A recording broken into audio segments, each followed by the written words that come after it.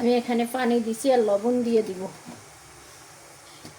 দেখি আজকে ইফতারের জন্য একটা পিঠা বানাবো, তার জন্য এখানে একটু লবণ দিয়ে দিই। লবণটা দিয়ে আমি ময়দা দিব, এখানে কিন্তু আটা দিব না, ময়দা দিয়ে আমি পিঠাটা বানাবো। 2 মিনিট পানিটা ফুটাই নিছি, আমি এখন ময়দা দিয়ে দিব। বিসমিল্লাহ। আমি একটু নেড়ে দিই।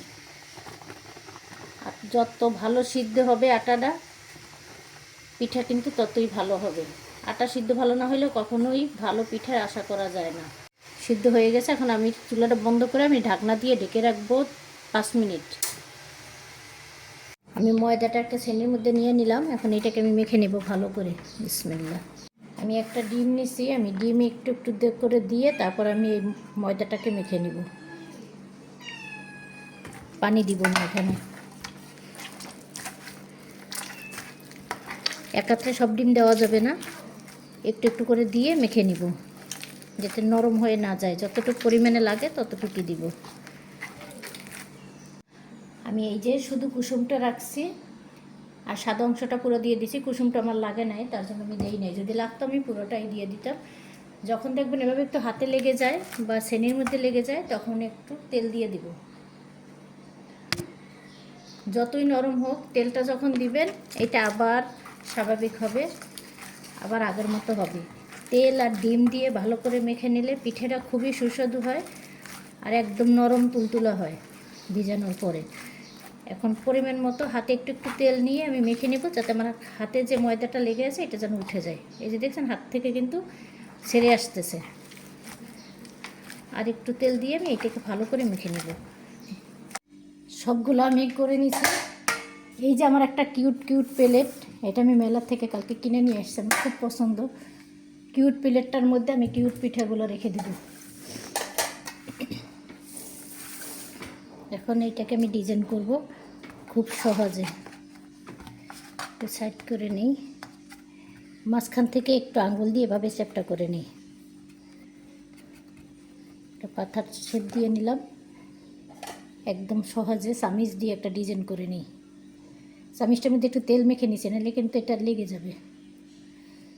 একদম তাড়াতাড়ি করে একটা ডিজাইন করে দিলাম। এই যে এই কিউট পিঠাগুলো আমার কিউট প্লেটের মধ্যে সাজাই রাখবো। একদম খুবই সহজে, কয়েক মিনিটে কিন্তু এটা হয়ে যায়। এই যে আমার কিউট পিঠাগুলো বানানো হয়ে গেছে, এখন আমি ভাজবো। এখন এই চুলায় তেল দিয়ে দিছি, এখন ভেজে নিব। আমি এইদিকে 1 লিটার দুধ নিছি, এখানে দিয়ে দেবো একটু তেজপাতা, দারচিনি আর 3টে এলাচি। দিয়ে দেবো পরিমাণ মতো চিনি। মিষ্টিটা আসলে যার যার পছন্দ অনুযায়ী। আর 1 চিমটি লবণ দিব। যে কোনো মিষ্টি জিনিসে আমি একটু লবণ দিই, লবণ ছাড়া আমার কাছে ভালো লাগে না, আমি একটু লবণ দিই। এখন আমি এইটাকে ভালো করে জাল দিয়ে একদম ঘন করে নিব পিঠাটা ভিজানোর জন্য। তেলটাও গরম হয়ে গেছে, আমি পিঠাগুলো দিয়ে দিই। বিসমিল্লাহ। একটু ফাঁকা ফাঁকা করেই দিব, যাতে পিঠাটা তো ফুলবে।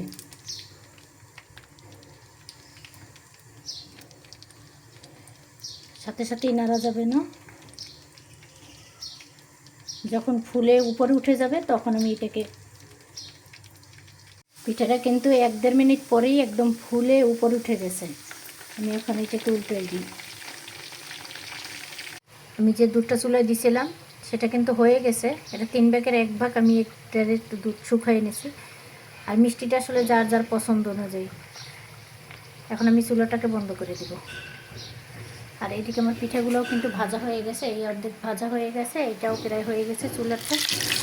আর একটু গ্রাম কালার হলে আমি এটাকে তুলে নেব।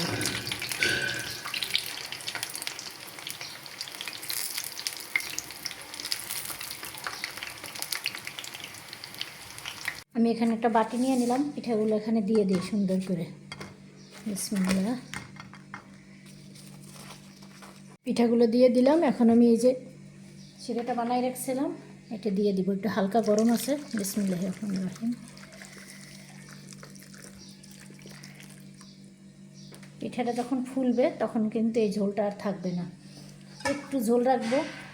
পিঠাটা শুকানোর পরে যেটুকু জল থাকবে সেটাতেই হবে। এখন এইভাবে ভিজতে থাক, আমি একটা ঢাকনা দিয়ে ঢেকে রাখি, একটু ফাঁকা রাখতে হবে। তারপরে ভিজানোর পরে এটা কেমন লুক দেয় আপনাদেরকে আমি দেখাবো ইনশাল্লাহ। এই যে পিঠাগুলো আমার ভিজে একদম কিন্তু টইটুম্বুর হয়ে গেছে, খুবই নরম, একদম তুলতুলা। আর ঝোলটা আমি বেশি রাখি নাই, ইচ্ছা করি যাতে পিঠার একদম সমান সমান হয়। ইফতারির সময় এই পিঠাটা কিন্তু খেতে খুবই মজা হবে। আপনারা কিন্তু খুব সহজে এই পিঠাটা বানিয়ে নিতে পারেন। আর এই পিঠাটা বানালে কমেন্টে জানাবেন এই পিঠাটা কেমন হয়েছে। সবাই ভালো থাকবেন, আল্লাহ হাফেজ।